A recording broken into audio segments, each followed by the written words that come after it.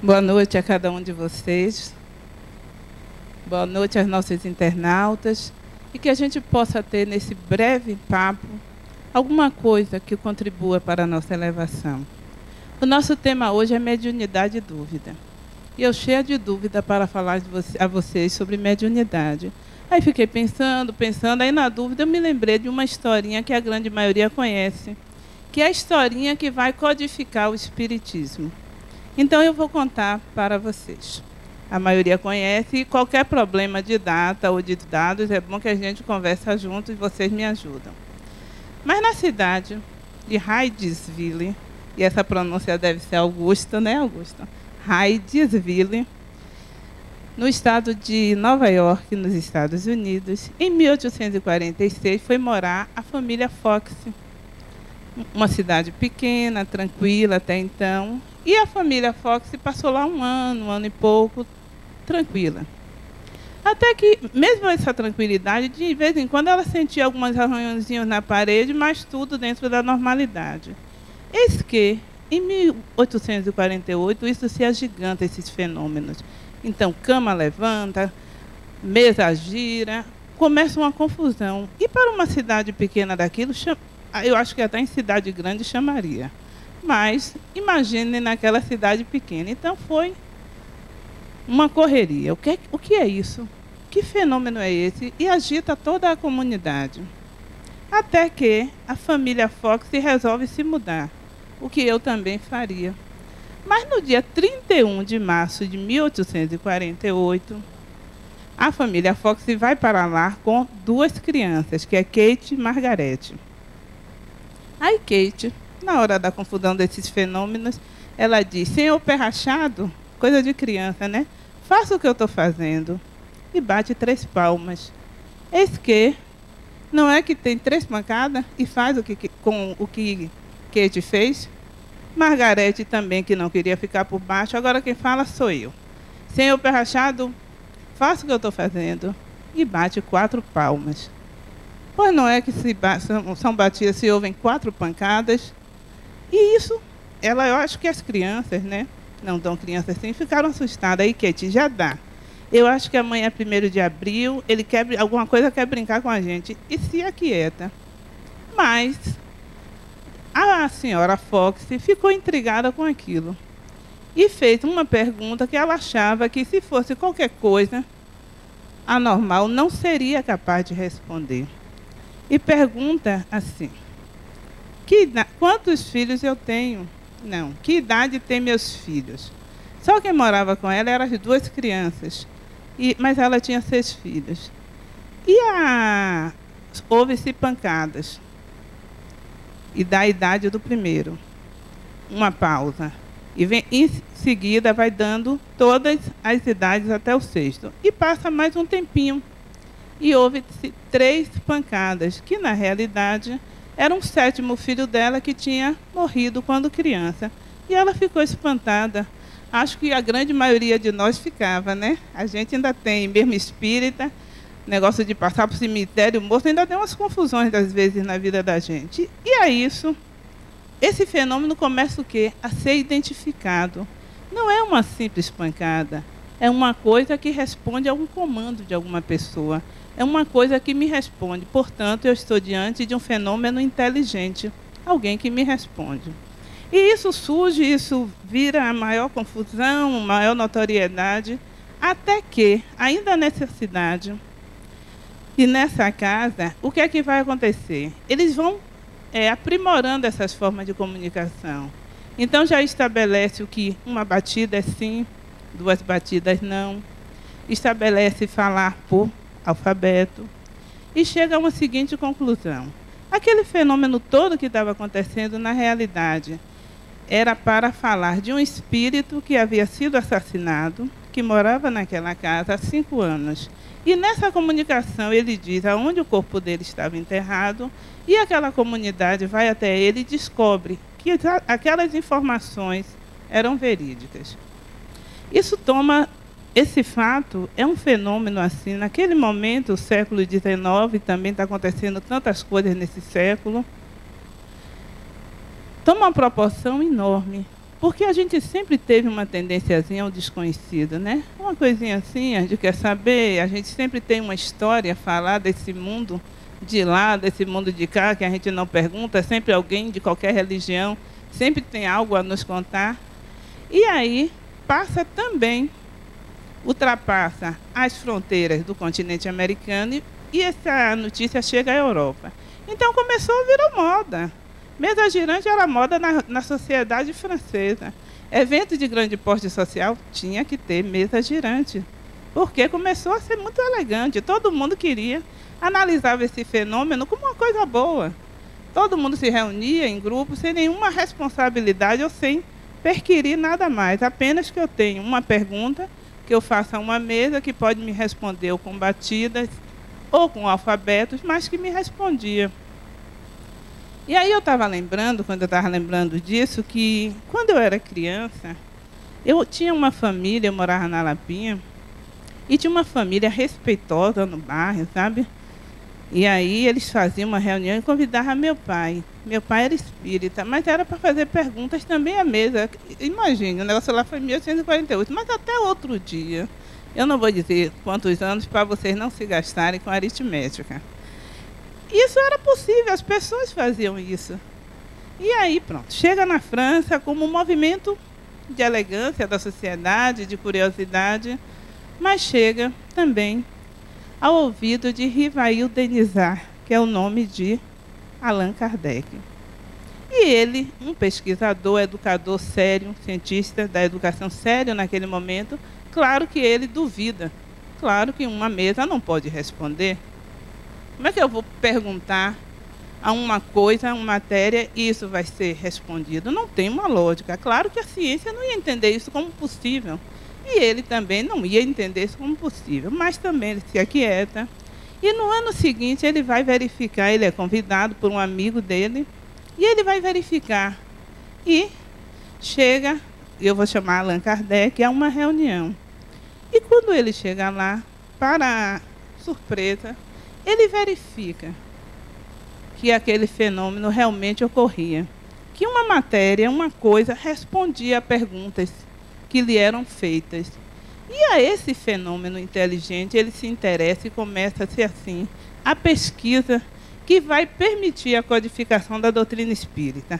Mas o que terá isso a ver com mediunidade e com o nosso tema? Eu fiquei pensando, não é que Kardec, que tudo que a gente tem aqui hoje decorre de uma dúvida de um cientista que não entendendo que aquilo era possível, vai investigar, porque ele não acreditava que era possível. E a partir dessa pesquisa, nós temos toda a codificação da doutrina. Então, penso, é através da dúvida hoje, desses fenômenos que a gente pode ter hoje, o que a gente tem em matéria de contribuição para a existência de espíritos e sua mediunidade e seu serviço. Para tratar do tema, que talvez eu me atrapalhe aqui, mas vamos ter paciência. Aí, ó, Raja já disse, não é assim, é do outro lado. Deixa eu ver. Então, nosso tema é esse, mediunidade e dúvida. E fico pensando, né? Todo mundo talvez tenha um pouquinho, tirando os sábios que sabem tudo sobre mediunidade, a gente sempre tem dúvida sobre esse tema, que é o sobrenatural chegando na nossa vida. Sobre as pessoas que morreram, sobre algum caso que a gente viu, sobre passar por cemitério, sobre os arrepios. Cada um tem um jeito de ter. Lá em casa a gente tem um amigo, ele é do interior. Ele está na paz de Deus. A gente pode falar qualquer assunto, mas não fale nada de espírito, porque ele pega a chavezinha dele e vai embora e ninguém acha mais. Ele tem tanto medo que ele nem fala sobre isso.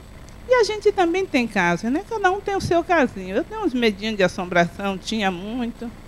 Trabalhava em um lugar que não tinha ônibus, só tinha ônibus 2 horas da manhã. E morava no pensionato. Aí eu ficava, né? Na hora do pensionato, lá em Morro Chapéu. O papo, falta do que fazer, né? Só era sobre as assombrações de Morro do Chapéu. Aí contava o caso da mulher do padre, de não sei quem que morreu, não sei, mas que toda sexta-feira de tal mês aparecia. E eu ficava lá inteira, calma, achando que aquilo não era comigo, não me metia na conversa, não era comigo, não dava nenhuma aparência de que não gostava do assunto, porque eu chegava às 2 horas da manhã. E naquela época eu não tinha nem táxi e eu tinha que ir para casa a pé. E aí que eu não tinha o que pensar, ia rememorando os casos dos meninos, mas eu ia em um fôlego só. A moça do pensionato, eu já ia tão ofegante, que quando eu chegava a porta estava aberta, dos medos que eu tinha. Mas é assim, né? Cada um tem sua experiência de mediunidade, suas dúvidas. E a gente quer duvidar, e a gente quer, na nossa racionalidade, muitas das vezes negar esse fenômeno da mediunidade. Mas trazendo aqui, deixa eu ver, tem que dar certo, viu? Uma chargezinha, que eu achei uma tirinha para vocês. Sua mãe tinha um cabelo liso e chamava você de Pitoco. Ela está aqui. Vocês estão vendo a mãe dele ali do lado? Aí ele diz, mentira, você conseguiu de alguma forma ler minha mente. Aí o médium diz, infelizmente para esse caso, só o tempo mesmo. Porque tem gente que você fala, mas não se convence. Tem um livro que eu gosto muito, que é Pelo Amor e pela Dor. Era um médium, depois a gente vai ouvir o que é médium, de en passant, que ele foi, uma espiritualidade toda se coloca para ajudar uma pessoa, mas procurou um médium naquela cidade e só se via ele. Ele que nada. Tudo que vocês sabem de mim, vocês viram nos autos, qualquer pessoa. Ele duvida o tempo todo, até convencer esse rapaz a prestar o serviço que a espiritualidade queria. Já está quase no fim do livro. Mas é assim, né? É o que a gente ainda consegue ver com a lente dos nossos olhos. E lá no livro dos Médiuns, que é um dos livros importantes, é o segundo livro da doutrina espírita, o primeiro é o Livro dos Espíritos, logo em seguida vem o Livro dos Médiuns. E o Livro dos Médiuns, ele é um poema, primeiro porque ele responde a todas as nossas dúvidas. E eu li essa semana, eu reli o Livro dos Médiuns, pensando em vocês, e vi assim tantas coisas que eu não tinha observado antes, todas as dúvidas que eu poderia ter, que com uma leitura eu responderia.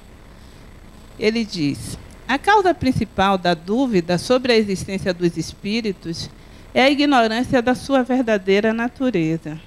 Então, a causa principal é a ignorância da sua verdadeira natureza, porque ainda somos capazes de nos ver nessa possibilidade carnal e entender, muitas das vezes, que não existe nada mais além disso. E continua.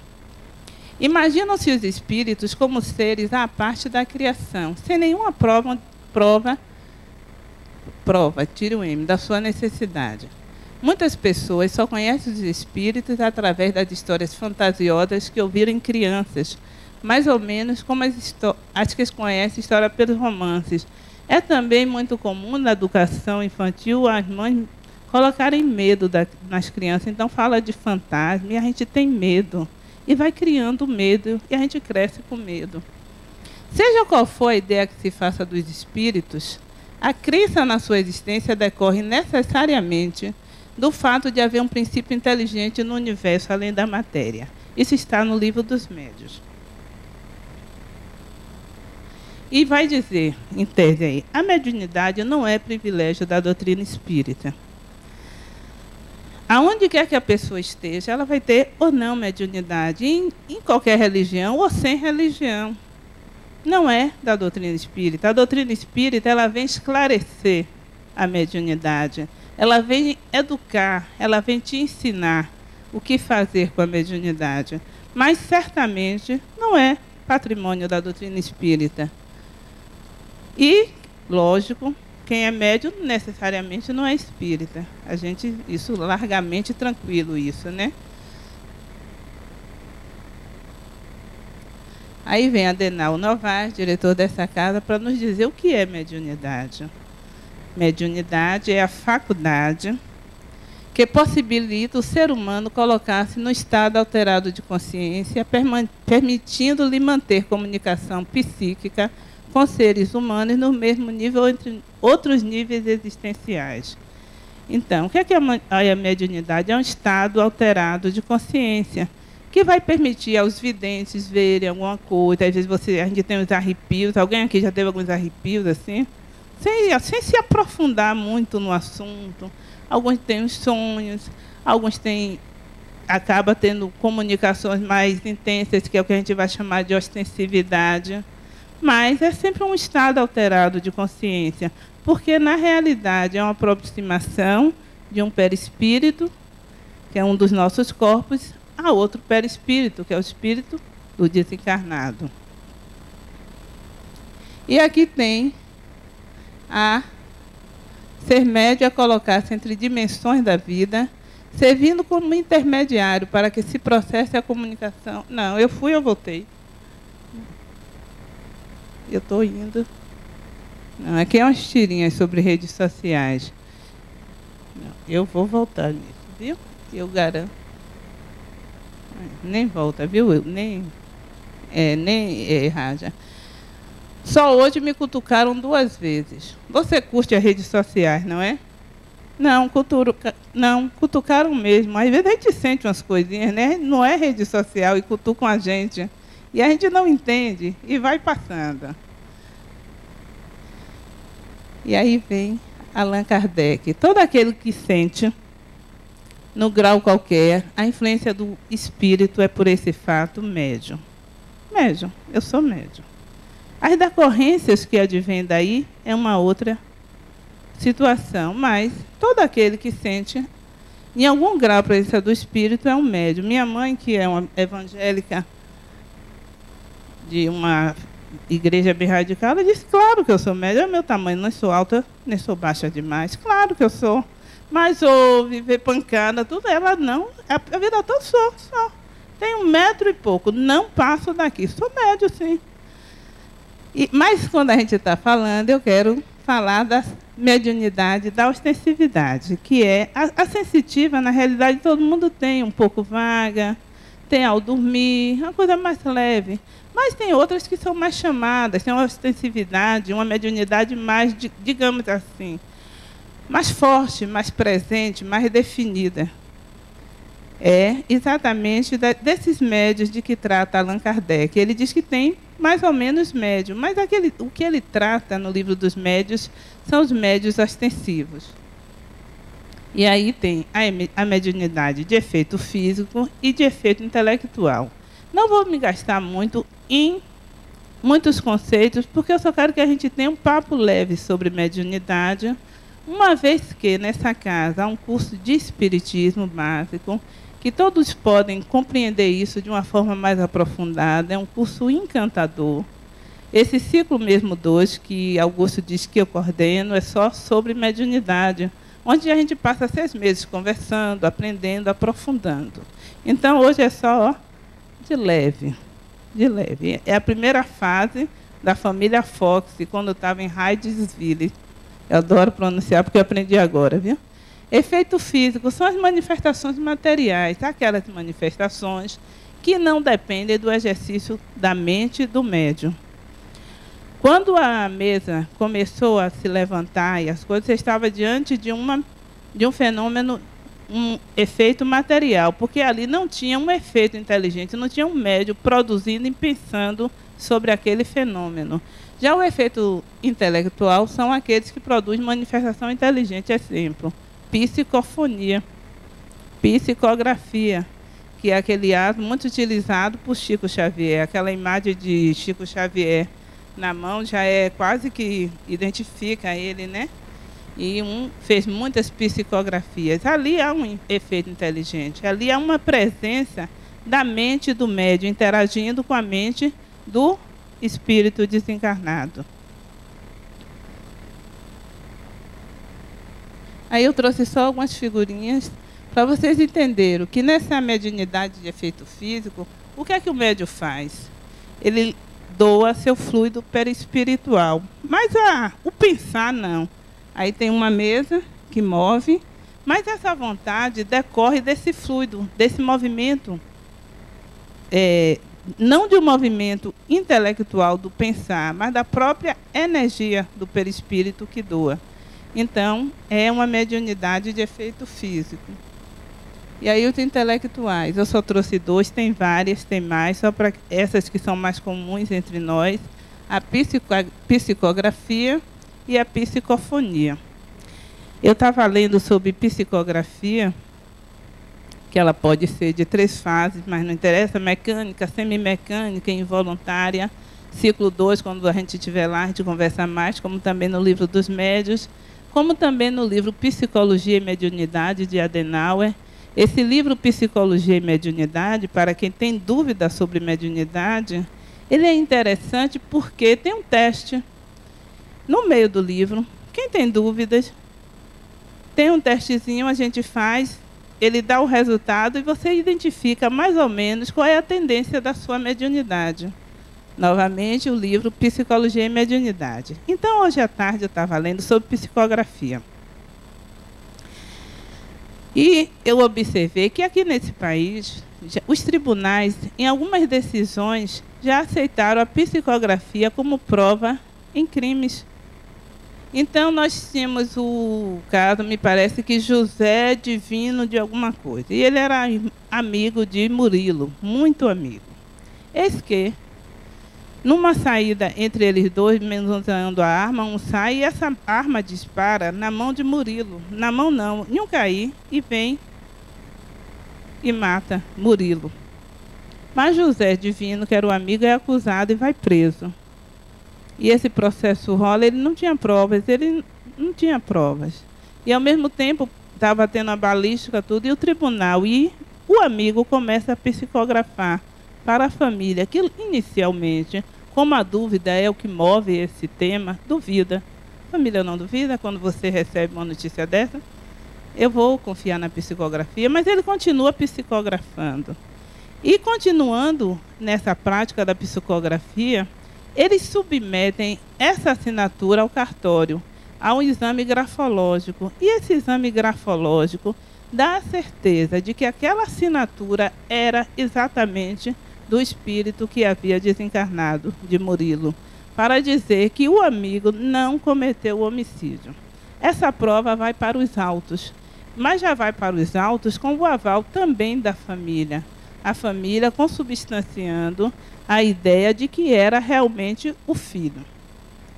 E o processo avança, né? Aí a perícia, tudo, até que se prova fundamentadamente que José Divino não cometeu homicídio, que ali foi um próprio acidente de Murilo que acaba chegando a óbito. E também tem outros casos em que a psicografia já é levada aos tribunais. E achei interessante isso, esse fenômeno não tão palpável, um tanto distorcido, que a gente não tem tanta prova, tanta certeza, a não ser do subjetiva, através da crença ou de um estudo aprofundado. Chega nos tribunais e é aceita. Achei muito interessante. Então, vamos aqui à psicografia. Como vocês veem, tem 2 pessoas, uma de amarelo e um de azul, né? É porque são 2 em 1, né? Nós somos, grosseiramente, 3 em 1. Corpo físico, perispírito e espírito. Tem gente que tem 7, tem outras filosofias que dão mais corpos. E nessa dos 3, diz que a gente vem com 3 e volta com 2, né? Deixa o corpo físico, leva o perispiritual e o espiritual. Então, aqui é 2 e 1, é o médio, o perispírito do médio e o espírito fazendo a comunicação para aquele psicografe, perispírito. E sempre a relação não é nesse corpo físico. Essa relação é do espírito com o perispírito do médium. É uma coisa assim, depois a gente vai aprofundando, todos convidados ao ciclo básico. E aqui a psicofonia, que é pela fala. Novamente, perispírito do médio, médio, perispírito do médio e o espírito, dando a comunicação. Isso é um fenômeno mediúnico de efeito intelectual. Por quê? Porque há uma presença do médium pensando sobre ele. Dizem até que todo mundo pode ser médium. Mas quando você estuda a mediunidade, você facilita para o espírito. Imagine, eu cheguei aqui hoje para falar da minha historinha, mas não sabia pronunciar Hydesville. Estudei aqui com Augusto, e vamos imaginar que aqui é um fenômeno mediúnico, pronunciei correto. Se não tivesse estudado, tornaria mais difícil a comunicação. Assim também é a mediunidade. Se a gente se aprofunda um pouco no estudo, que é uma das demandas de Kardec diz, instruí-vos sempre. seja cético, duvide, pesquise, mas que o espírita tenha amai-vos e instruí-vos. Para que a gente entenda, para que a gente estude. E quando a gente entende e estuda os processos, fica mais fácil até o passar por determinadas situações dentro do processo mediúnico. É o que nós chamamos da mediunidade educada, que é o fim da mediunidade, o que a gente quer dela. E aqui é fenômenos anímicos e fenômenos mediúnicos, rapidamente. O que é um fenômeno anímico? É o produzido pelo médium. É um fenômeno que não há uma interferência do espírito. Isso é uma fraude? Isso é uma enganação? Não. Acontece, pode acontecer do médium estar sentado numa reunião e trazer conteúdos dele mesmo. Cabe ao doutrinador experiente ou paciente, porque às vezes não é tanta experiência, mas paciência na condução da doutrina para fazer essa diferenciação. E o que é um fenômeno mediúnico, como está ali? É aquele em que há a presença do espírito. A comunicação não é minha. Muito típica da grande maioria de Chico Xavier e de tantas outras que vocês já conhecem. Hoje, falar para vocês desse assunto já é mais fácil. Está melhor do que em 1848. A sala não está cheia de curiosos, mas de estudantes. E isso muda todo o processo, né? Mas o que é importante hoje aqui, né? Tudo isso foi dar uma pincelada rápida sobre mediunidade. Mas a doutrina espírita, ela não se alicerça em fenômenos mediúnicos, nem fenômenos anímicos, e seja lá o que for. O fim da doutrina espírita é a nossa reforma enquanto espírito. O fim da doutrina espírita é que a gente se melhore nessa existência. E se melhorando, chegue a patamares melhores de evolução. Eu não vim aqui para ser médium apenas. Eu não vim aqui para ser não médium. Mas o que é que eu vim fazer nessa existência enquanto ser humano, enquanto espírito? Esse é o fim da doutrina espírita. É a busca incessante por reformas, por se trabalhar por dentro, esquecendo mesmo do processo mediúnico. É também da doutrina espírita a mediunidade. Mas o fim maior da doutrina espírita é o quanto a gente pode se melhorar, o quanto a gente pode crescer como pessoa, o quanto a gente pode, sendo atribuído aos exercícios da existência, que são as nossas experiências com o outro, o que a gente pode melhorar. Às vezes a gente pensa, o que é que eu vim fazer nessa vida? Ou qual é a minha missão? E fica gastando muito tempo com isso. A sua missão, a nossa missão, é fazer o que nos cabe agora, com as pessoas que nos cabe agora. Não precisa ficar pensando que a gente veio ser Teresa de Calcutá, não. É com seu José, lá da minha casa mesmo, seu João, Dona Maria, minha esposa, meu esposo. É com meu filho. São com as situações que me apresentam enquanto missão. Essa é a grande missão da doutrina espírita. Essa é aquilo para que nós viemos fazer aqui. Se aliar isso a uma mediunidade educada, desenvolvida, e entender que nesse processo a mediunidade vem como componente do servir. Emmanuel diz, mediunidade é serviço de amor. Totalmente balizado por Divaldo Franco e pelos grandes no amor e no servir da doutrina. Mediunidade é serviço de amor. Muitas pessoas chegam diante de um fenômeno desorganizado, não vou dizer desequilibrado, porque muitas das vezes a mediunidade ostensiva, que é aquela que eu te falei, que chega mais forte, ela começa a aparecer. E a essa desorganização energética, a gente não sabe o que fazer. E o que fazer? Estudar, se orientar, ir aos centros espíritas, aqueles que são espíritas, mas entender que o chamado da vida é crescer por dentro.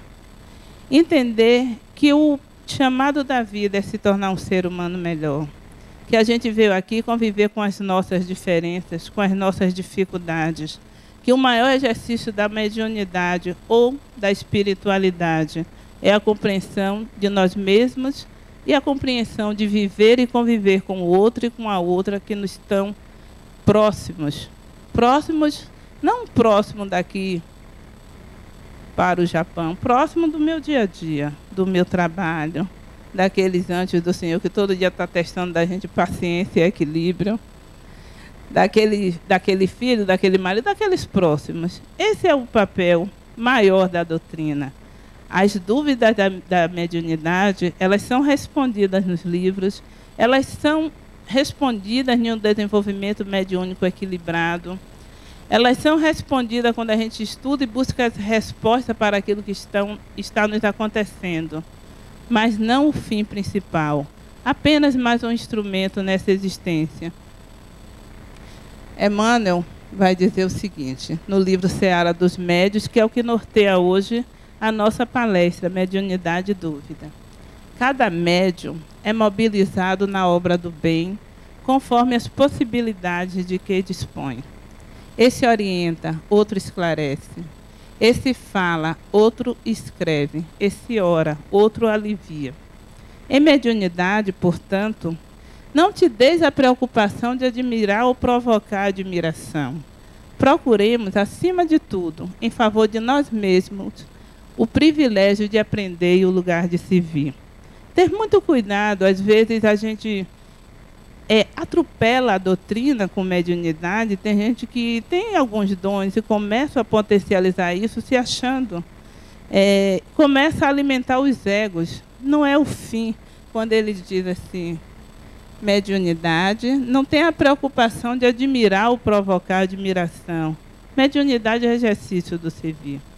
Mediunidade é uma compreensão de que vim com uma faculdade a mais para fazer alguma coisa, como a gente vê com outras habilidades na vida, para fazer sempre alguma coisa, para não desperdiçar a existência. E continua.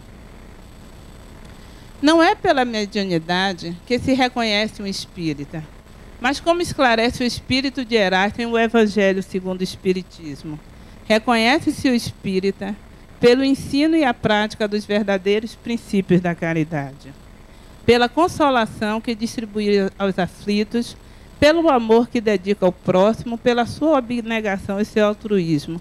Isso está no Evangelho segundo o Espiritismo, para que a gente não perca o foco de onde nós estamos e para que nós estamos. Mediunidade, ela só é importante se, pegando essa faculdade, ela seja levada ao critério da caridade, se ela seja levada ao critério da educação, que ela seja levada a um patamar que é sair de mim mesmo para chegar ao outro. Fora disso, é mais uma passagem aqui nessa existência, que a gente pode repetir a vida toda nessa consideração do eterno, mas que a gente pode fazer nosso exercício para que, quando volte à nossa pátria, a gente compreenda o que veio fazer aqui. Ter muito cuidado com as ilações do ego. Numa palestra de Divaldo Franco, ele fala as atividades no centro espírita. E ele diz que ele foi no centro espírita e, quando chegou lá, tinha médio de primeira categoria, tinha médio de segunda e tinha médio de terceira categoria. Aí ele diz, e eu que fiquei caladinho porque eu era de terceira. Então, perceber as coisas, perceber esses dons na vida da gente, não só mediunidade, como todos. Que bom que nós já estamos aqui em um público que eu imagino medianamente já tenha certeza da existência e de sua existência enquanto espírito imortal. Que essa roupagem daqui é unicamente para nos permitir a conviver nessa existência transitória do mundo terrestre.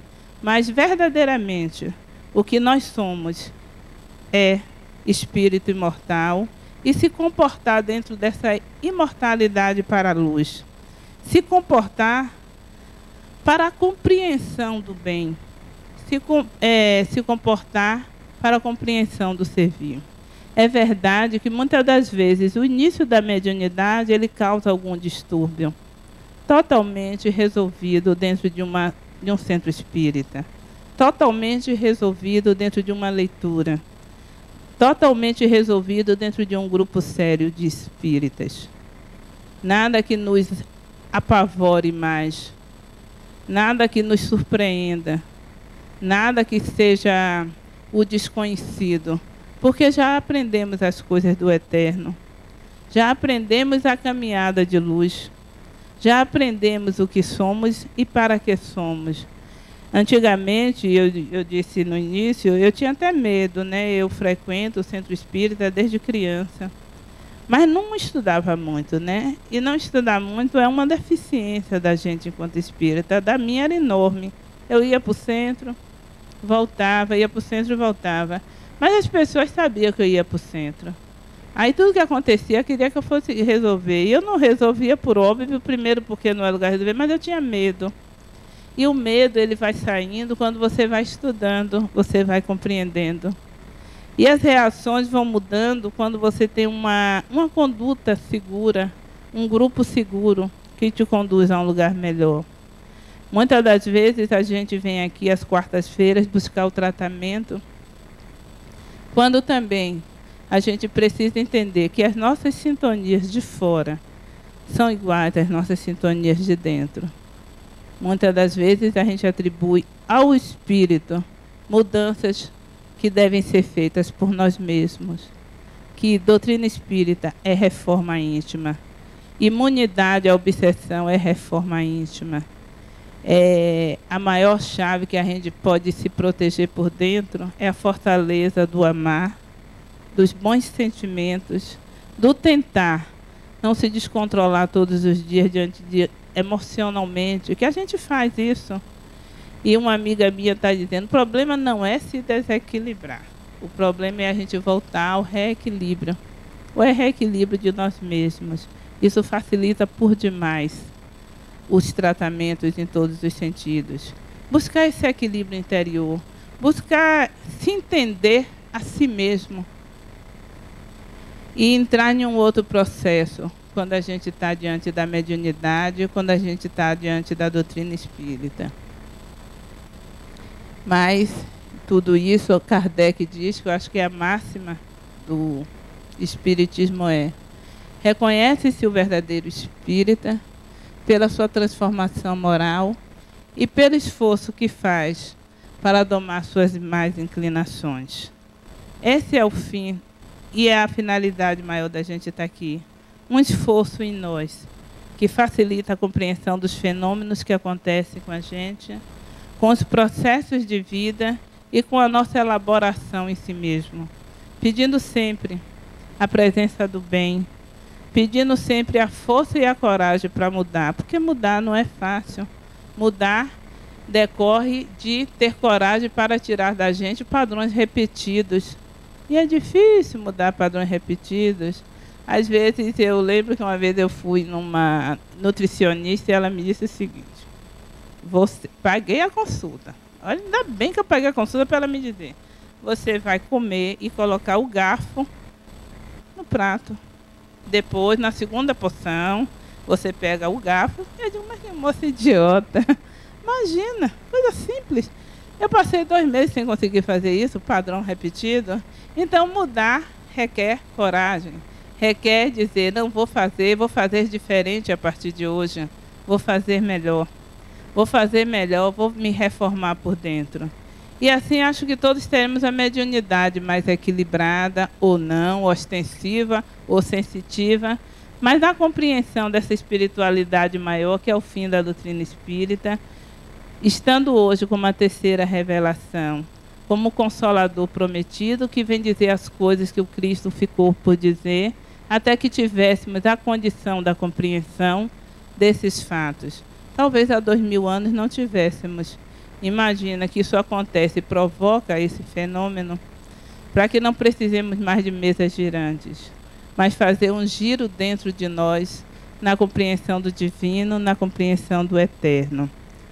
Pedindo a Deus que cada um que veio aqui hoje faça os seus tratamentos, regresse aos seus lares, aos seus trabalhos, numa energia de paz, de uma energia de transformação, de uma energia de mudança, de uma energia de ter a luz do Cristo a iluminar escuridão.